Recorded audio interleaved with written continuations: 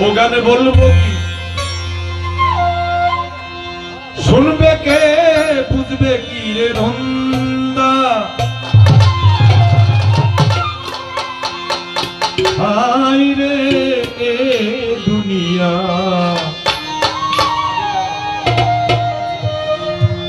মায়ার জালে বান্ধা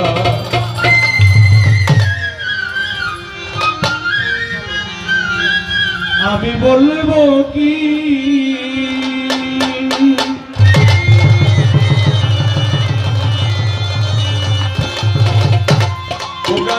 বলবো কি শুনবে কে বুঝবে কি তোমরা এ দুনিয়া মায়ার জালে বান্ধা বাইরে এই দুনিয়া মায়ার জালে বান্ধা আমি বলবো কি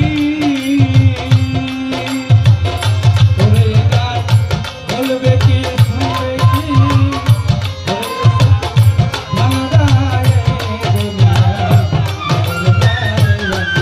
আরে